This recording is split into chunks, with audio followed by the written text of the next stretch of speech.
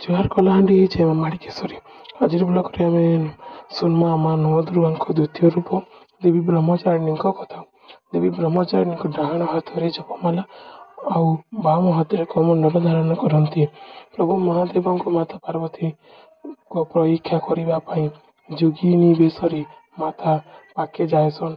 ତାଙ୍କୁ ତପସ୍ୟା କଲେ ମନ ଇଚ୍ଛା ଅନୁସାରେ ବର ମିଳିବା ବୋଲି କହେସନ୍। ମାତା ତାଙ୍କ କଥା ମାନି ପ୍ରଭୁ ଶିବଙ୍କୁ ନିଜ ସ୍ୱାମୀ ରୂପେ ପାଇବା ଲାଗି ତପସ୍ୟା ଲାଗି ବାହାରିଲେ।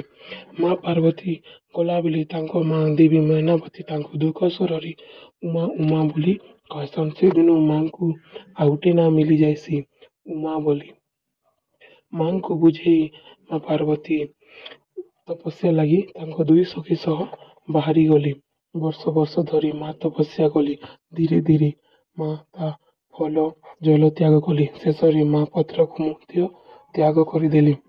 ପତ୍ରକୁ ଆଗକାଳରେ ଅର୍ପ କୁହାଯାଉଥିଲା, ସେଥିପାଇଁ ମାକୁ ଅପର୍ଣ୍ଣା ବୋଲି କୁହାଗଲା।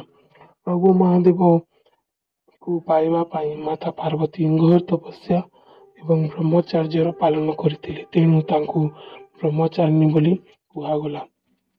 ମା ନବଦୁର୍ଗାଙ୍କ ତୃତୀୟ ରୂପର କଥା ଶୁଣିବାର ଲାଗି ଆମର ଚ୍ୟାନେଲଟିକୁ ସବସ୍କ୍ରାଇବ କରୁନ୍। କମେଣ୍ଟରେ ଜୟ ମା ବ୍ରହ୍ମଚାରିଣୀ ବୋଲି ଲେଖନ୍ତୁ।